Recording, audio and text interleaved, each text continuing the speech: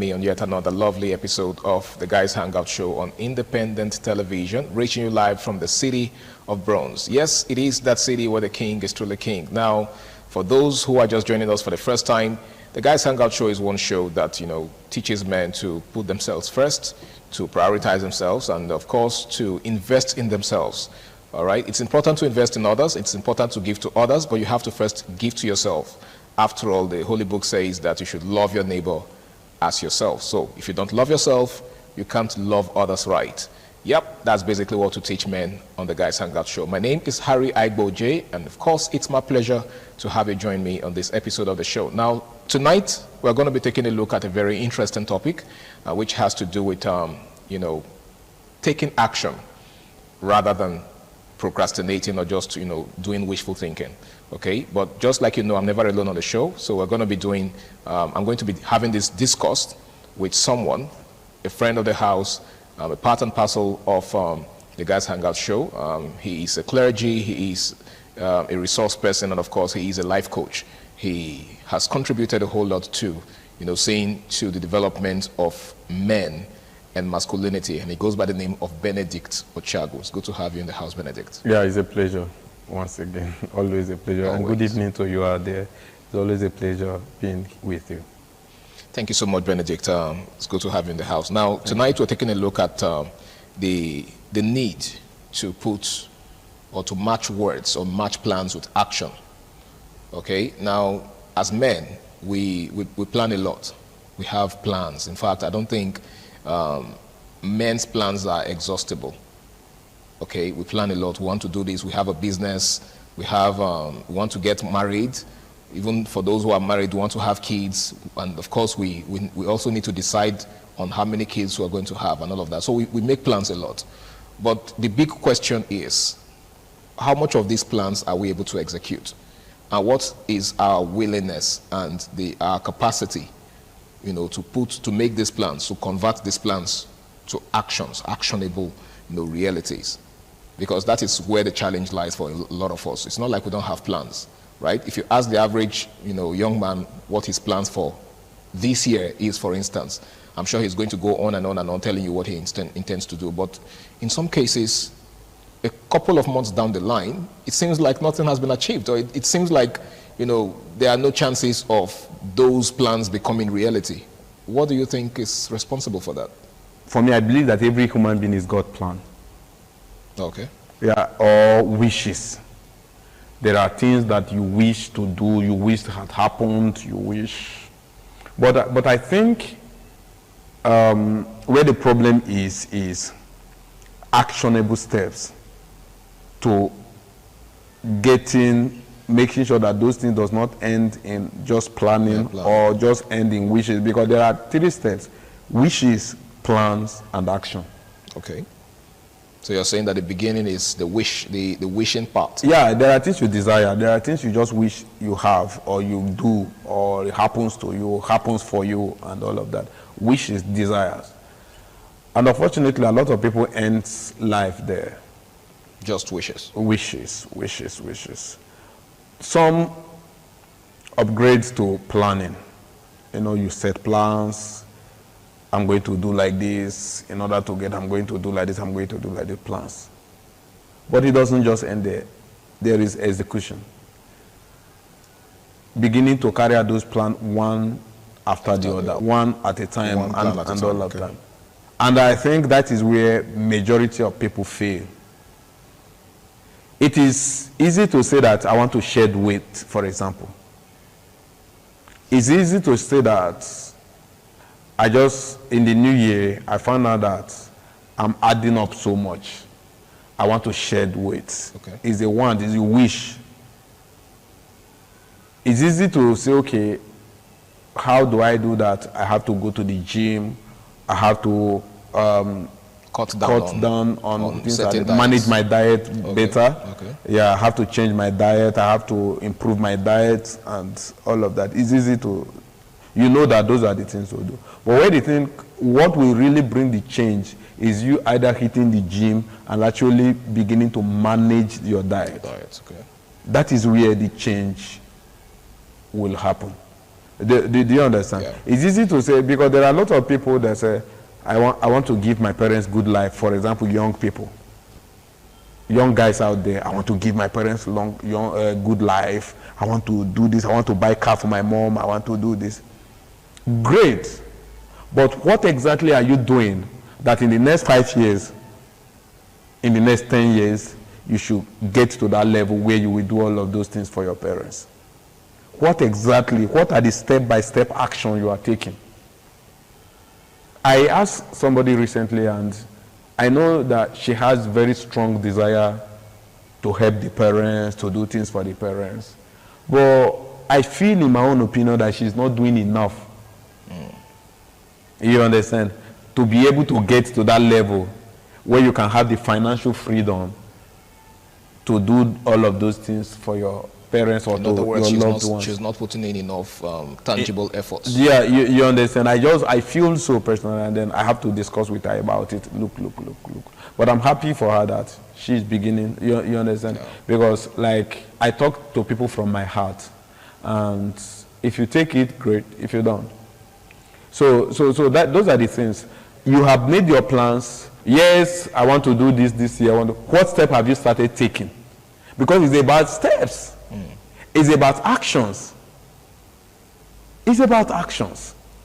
I want to have a good presentation in terms of public speaking, in terms of, there are a lot of people that may want to one day be here to discuss what we discuss, to do what we do. But what are you doing right now so that when the opportunity comes, you will not be found wanting? It, okay? You understand? So those are the things. As a guy out there, you must start the plan. It may be that, okay, I want to buy a new car this year. Maybe by the mid-year, I want to get a new car. What is your saving plan? The savings plan you have made. And how consistent and diligent are you with it? About saving, about cutting down on some other excesses, about cutting down on enjoyment, because I have a goal, I want to get a car. So you must look at all of those things and take actions. You want to travel abroad, what are you doing? Do you know that there are people that wish to travel abroad that doesn't have international passport? I mean, it's ironical. How do you intend to achieve that? It's ironical that you see them with all zest. I want to come out for this country. I want to leave this country. This country I want. Man, when you probe, okay, we want to help you leave the country. That's the most basic thing that is required of you. You get, it doesn't have even international, it has never been to immigration. It has never even made an inquiry about how it's done. So how does it intend to do that? So you understand, you see wishful thinking everywhere. So you have to travel, bro. You have to start. You have to start to make the steps. And then again, there are a lot of things that the young, especially the younger people, the mistakes they make. You have made plan to start a business, for example. You don't make plan on how you can get at least a part of the capital. You just wish that my uncle should send me, I want to start a business with, for example, ₦1 million. My uncle should send me ₦1 million to start a business. You are just waiting for who will send you $1 million. And you don't yet have a blueprint as to what to do with that $1 million. No, not even about the blueprint alone. Okay. That is great. But again, how much do you have on your own? Okay. How much do you have? And you have been making this plan for 5 years, and you have not been able to save 200,000 on your own. You are not serious. Do you understand it? Because like a prof was sharing with us yesterday, and he said that if you go to meet somebody and say, help me with money, and he said the person will tell you, okay, maybe a young man could say, give me 50,000. He said, you will tell the young man, okay, I will give you 40,000, but you go and get 10,000. When I see you that you have 10,000, I will balance it off. I will give you the remaining 40,000. He said the reason for that is when he or she goes to look for that 10,000, when he has gone through the hurdle of getting that 10,000, when he sees the effort and the stress and what it took to get 10,000, he or she will appreciate the 40,000 that you gave. And would most likely not squander it. Squander it. Because he will not say, what it took me to get 10,000. It means that the person that gave me 40,000 took 4 times the effort that I took to get 10,000. Right. And that's a massive effort, by the way. Yeah. You understand? Yeah. So those are how the wise deal with people. You get. You cannot just go to a bank and say, give me money. The bank will want to see what is your volume of transaction for the past 12 months. How consistent have you been in running this account in this business for the past 12 months? You understand? It is on that premise that the bank will give you a loan and say, okay, you qualify for so and so. Based on the volume of your transaction, based on this level of volume, this is the amount you qualify for. You get it. So it means that if you want to get a loan from bank, you need to start 12 months before the day you will go and apply for the loan. You have to start taking actions. You have to start taking action and preparing yourself 12 months before then. And I think that's where a lot of people get it wrong. You must take actions. And mind you, the reason why some people don't want to take action is because they don't want to fail. And the reason why you are failing is because you don't want to fail. I was actually getting to that because, we can't, look at actions without first trying to examine the reasons some persons just stop at wishful thinking. You've actually established that there are so many persons out there who just wish to achieve certain things. They wish to have certain things, but that's where it ends. So the real question is, why do they have this mindset that certain things are beyond their reach or beyond their achievement? They just wish and that's the end of it. Why don't they make efforts? What do you think is responsible for this lukewarm attitude towards, fulfilling their dreams? The biggest among them is the problem of the mind. And then society. The biggest among them is the problem of the mind and what society feeds, what we feed ourselves on in the society. The things, the ideologies. For example, when you tell somebody, I'm not saying you should throw caution to wind in terms of making investments, for example. You tell somebody, invest in this particular thing. The first thing the person will ask, what if the money loss? Are you getting it? His mind... That's pessimism. He's more careful.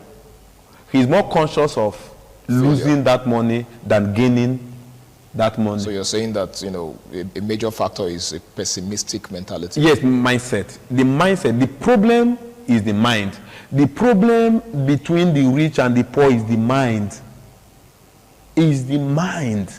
Well, don't you think there is a legit excuse for that? Because it's easier for the rich to, make some very huge financial commitments because there is so much more where that came from. Yeah. Than for someone who managed to put a certain amount together, and then you are trying to convince them or persuade them to put their money into a certain line of business. Yeah. They'll want to think twice. Like, okay, what if I invest this money in this venture and, it's all goes down the drain? Okay, now, Harry, the first question is, how did the rich become rich? When you read the autobiography of that man that is rich, you'll find out that there was a time he was having 100,000 naira, maybe all the savings of his life, or it was even 10,000. You understand? Yeah. It was the risk he took with that 10,000. The investment, because every investment comes with a level of risk, though some come with higher risk than some. It was the investment he made with that 10,000 that brought him to the millions and the billions he is today. Do you understand? Meanwhile, there were people that had 100,000 when he had 10,000. That are poor today because they held on to their 100,000. Are you getting it? And over time, their 100,000, the value of their 100,000 is nothing to. In fact, some has even squandered it because you are holding on to it. But when you want to use it to buy a suit or a good shoe, a shoe that you like, you will not hold on to it. You forget that even the shoe you bought it's still, over time, will still be a loss. Because the highest you can wear that shoe sometimes may even be 2 years, 5 years. Maybe sometime even after 6 months, 1 year, your younger will come and pick it. For example, you get what I'm saying? So what we are saying is that it is a mindset thing. Taking action, undermining the negative part, and focusing on the positive. These are the things we have done. These are the things, I'm a risk taker, a big one. If I share certain things, there are things we cannot come to the public to take. Say. The financial risk we have taken in time past and we are still taking. Are you getting it? But that's what has shaped us and made us as tough, as we are, as determined to succeed as we are. Because you don't want your story to be told of a man that lost. When you see a man that is determined not to allow his story to be told as a loser, do you understand? That man definitely will succeed. One of the things that distinguishes Cristiano Ronaldo and every other player in the world, are you getting it? Including the best player, in my own opinion, that has kicked the rank ladder, which is Lionel Messi. You understand? Pardon me, you don't have to go into the details. No. It's okay, I understand. All right. That was on the line. But one of the ways why I fancy Ronaldo, even though I believe that Messi is a better footballer than Ronaldo, but Ronaldo, I am a fan of Ronaldo. Okay. Why I fancy Ronaldo is because he never wanted his story to be told just to end at where he failed. One of his teammates said that when he feared Ronaldo was when they went to play tennis. In those days when Ronaldo was just about 21, 23. 21 thereabout. They went to play tennis. They finished football, footballers at the end, after training, they would just go to have some other exercise. He said they went to play tennis and Ronaldo lost in that tennis. Ronaldo refused to leave that place. You understand? Yeah. He started training and training until the next time when they met, he defeated that guy that beat him. That was when Ronaldo realized that. He said that was when he started being afraid of this guy, that this guy, his winning mentality is top notch. I mean, this is not football now, it's tennis. But he doesn't want his story in any way to be told as a man that failed. Light or failure. That is why you see him putting on all the effort. That is, a lot of people watch the football, they don't learn that part. It's about, I love Ronaldo. Ronaldo is better than Messi. Messi is this. And the young people wasting their life arguing on who is better, and your own life is in one place for 10 years. What lesson are you learning? It is about taking risk. It's about not allowing your story to be told as a man that failed and remained a failure. I think it's Abraham Lincoln that said, I better die trying than to remain a failure. He said, I better die trying than to remain a failure. And eventually, after trying for almost 100 times, he became the president of America. Do you get the story now? So it is not about, it's about taking action. In taking those actions, you will fail many times. Go and ask the rich. That's why you see that the rich, sometimes they don't really trust people that come around easily. They will not trust you easily.